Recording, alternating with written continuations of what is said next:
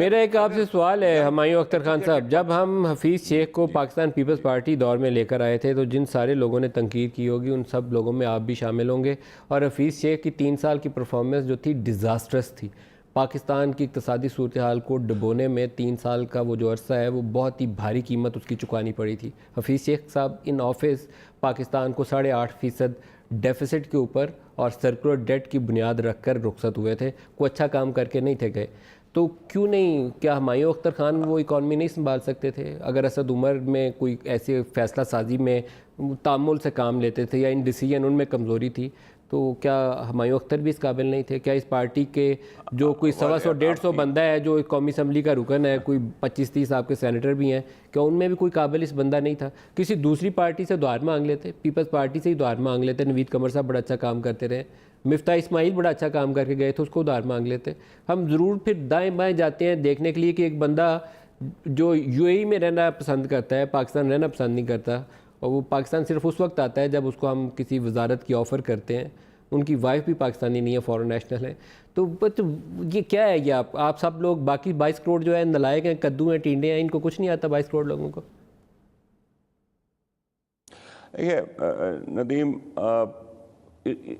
People party का जो दौर था 2008 से 2013, इसमें कोई शक नहीं, मुख्तलिफ वजूहात की बना पे, जो एक आदि मैं गिनवा देता हूँ। दुनिया में भी उस वक्त लीमन ब्रदर्स क्राइसिस, वो सब प्राइम मॉर्गेजेस का क्राइसिस था और तेल की कीमतें भी चढ़ी हुई थी, लेकिन स्टेटिस्टिकली वो सबसे कमज़ोर दौर था पूरे 5 साल के 5 साल।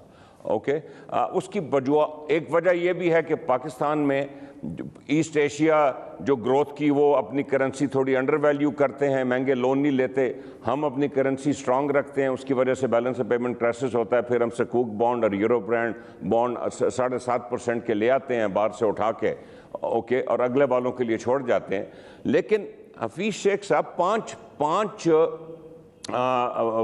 वज़ीर ख़जाना आए, स्टार्टिंग विद इसहाक डार, उसके बाद नवीद कमर, ये पीपल पार्टी के दौर में, उसके बाद शौकत तरीन, उसके बाद हफीज़ शेख साहब 3 साल के लिए आए, और इसके बाद आई थिंक मंडवी वाला साहब तशरीफ़ लाए। 45 डेज़ के लिए मंडवी साहब वाला इसलिए आया कि हफीज़ शेख साहब को आज थी कि केयर टेकर में उनको या वज़ीर ख़जाना बना दिया जाएगा या वज़ीर आज़म बना दिया जाएगा। जब वो नहीं बनाया गया तो ये दोबारा दुबई चले गए।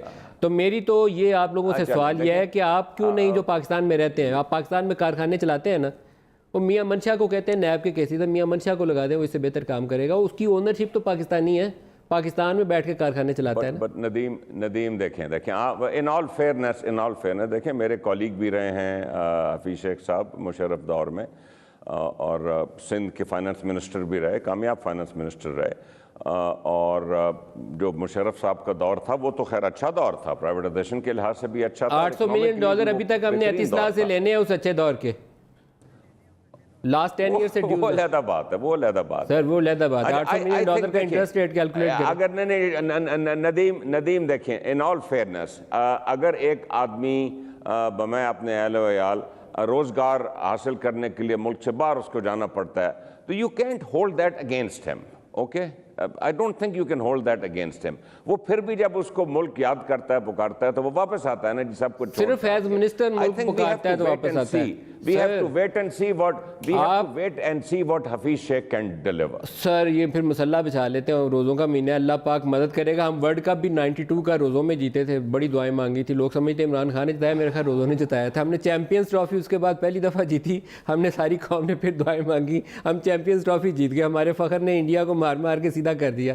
तो रोज़ों का महीना, दुआएं मांगे, रोज़ों की बरकत से अल्लाह पाक कोई उनको कोई बदल दे, कोई ज़्यादा बेहतर फैसला उनके अंदर आ जाए। अल्लाह खैर करेगा, अल्लाह खैर करेगा। ये क्लोजिंग वर्ड्स जो है इनके मार्क करके रखिएगा सर, अल्लाह खैर करेगा, क्योंकि ज़्यादातर हमारी जो कोशिशें हैं उसका अंजामी अल्फाज इसी पे आजकल होते हैं कि अल्लाह खैर करेगा। We are not convinced actually जो हम कर रहे हैं। हम आखिर में कहते हैं कि अल्लाह खैर करेगा, अल्लाह बेहतर कर देगा, दुआ मांगते हैं कि अल्लाह बेहतर कर देगा।